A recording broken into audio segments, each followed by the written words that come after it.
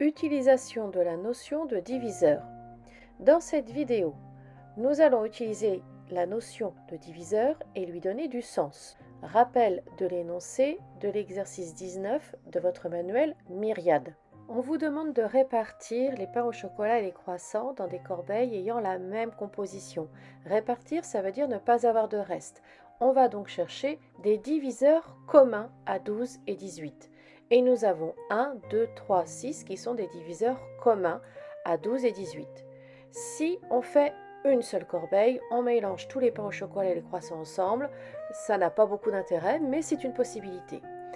On peut prendre 2 comme diviseur commun, on fait 2 corbeilles, on divise en 2 les pains au chocolat et les croissants, ça nous fait 6 croissants et 9 pains au chocolat. On peut diviser par 3 la quantité, ça nous fera 4 croissants et 6 pains au chocolat, ou diviser par 6, ça nous fera 2 croissants et 3 pains au chocolat. L'exercice aurait pu être donné autrement. Quel nombre maximal de corbeilles avec la même composition peut-on faire en n'ayant aucun reste? Je prends le temps de comprendre les contraintes de l'exercice. N'avoir aucun reste indique que je dois trouver un diviseur commun à 12 et 18. En effet, quand je vais diviser 12 par un de ces diviseurs, son reste sera nul. Donc je n'aurai aucun reste. Idem pour 18. La consigne nombre maximal indique que je dois choisir le plus grand diviseur commun à 12 et 18. Nous avons vu dans la correction qu'il y avait 4 diviseurs communs, 1, 2, 3 et 6. Le nombre maximal de corbeilles est de 6 corbeilles. Et donc 6, c'est le plus grand des diviseurs communs à 12 et 18. Donc, pour répondre à cette question, je cherche le PGCD de 12 et de 18. Petit rappel, la méthode pour trouver le PGCD de deux nombres a été travaillée dans la vidéo dont je vous remets le lien. Cette notion a été travaillée en 5e.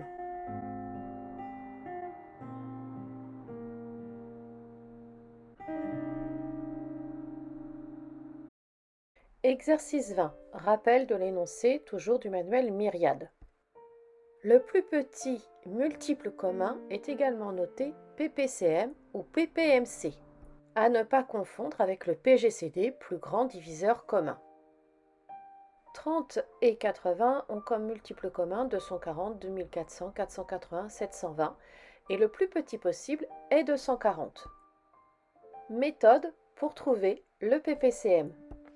Pour trouver le plus petit multiple commun, premièrement, je décompose chaque nombre en produit de facteurs premiers. Pour 30, je vais obtenir 3 fois 2 fois 5. Pour 80, je vais obtenir 2 fois 2 fois 2 fois 2 fois 5. Deuxièmement, je relève ce qu'il y a en commun dans chaque nombre. Quand j'observe la décomposition en produits de facteurs premiers de 30 et de 80, je remarque que le 2 fois 5 est en commun. Donc ils ont cette partie-là en commun, le 2 fois 5. Cette partie commune 2 fois 5 est d'ailleurs leur PGCD. Troisièmement, je remets dans chaque nombre les facteurs qu'ils ne possèdent pas. 3, qui est dans la décomposition de 30, n'est pas dans la décomposition de 80. Donc je vais le remettre dans chaque membre de mon égalité. Je vais faire 3 fois 80 dans le premier membre de mon égalité et je dois faire la même chose pour conserver mon égalité dans le second membre. Donc je me retrouve avec 3 fois 80 égale 2 fois 2 fois 2 fois 2 fois 5 fois 3. De plus, je remarque que le 2 fois 2 fois 2 de la décomposition de 80 n'est pas dans la décomposition de 30. Je vais donc multiplier chaque membre de mon égalité par 2 fois 2 fois 2. Je vais donc avoir 2 fois 2 fois 2 fois 30 égale 3 fois 2 fois 5 fois 2 fois 2 fois 2. J'observe maintenant mes produits et je remarque que mes deux produits sont équivalents. Les facteurs sont placés dans un ordre différent, mais comme dans la multiplication, l'ordre des facteurs ne change pas le résultat, mes deux produits me donnent le même résultat. J'obtiens 240 et 240 sera le plus petit multiple commun à 30 et 80. Pour 25 et 60, ils ont comme multiple commun 600, 900, 1200, etc. Mais leur plus petit multiple commun sera 300. Comment le trouver? On procède de la même façon. Premièrement, je décompose en produit de facteurs premiers. Deuxièmement, je repère ce qu'il y a en commun dans chaque décomposition. Ici, c'est 5. Troisièmement, les facteurs qui ne sont pas présents dans les décompositions sont remis.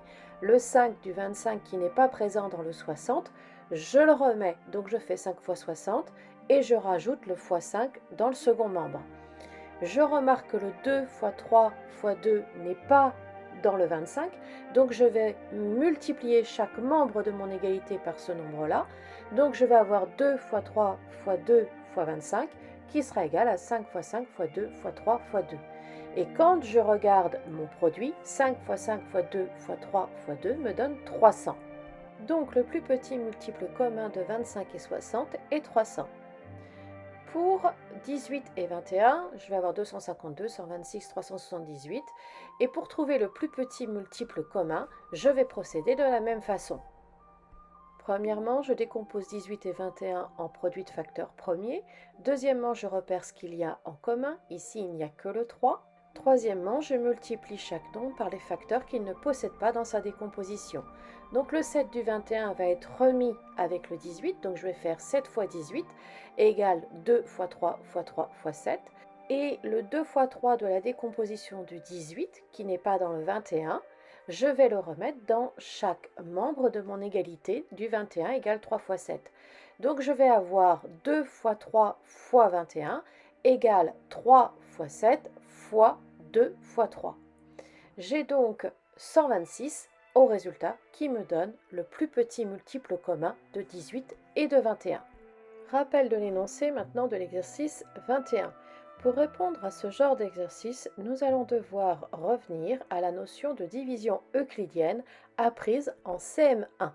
Je pose 500 divisé par 30. Je prends 50, 50, je ne l'ai qu'une seule fois dans 30. 50 moins 30, il me reste 20, j'abaisse le 0, ça fait 200. 200 dans 30, je vais l'avoir 6 fois. 6 fois 30, ça me donne 180. 200 moins 180, il me reste 20. Cela veut donc dire qu'il me faudra 17 cartons. En effet, si j'en prends que 16, il restera des livres qui ne seront pas mis dans des cartons. Finalement, grâce à cette division euclidienne, je peux écrire que 500 est égal à 30 fois 16 plus 20. 16 cartons seront pleins et il restera 20 livres à mettre dans un 17e carton. Grâce à la division euclidienne, j'ai la réponse à la deuxième question. Dans le dernier carton non plein, il y aura 20 livres. Maintenant que cette vidéo est terminée, vous devez être capable de trouver le PPCM de deux nombres. Apprenez la méthode donnée en 3 étapes. Vous devez être capable également d'exploiter correctement la notion de diviseur, d'être capable de lui donner du sens. Entre autres, vous devez également bien vous rappeler de la notion de la division euclidienne. Enfin, vous devez être capable de savoir une des utilisations du PGCD, comme l'exercice avec la corbeille de viennoiserie.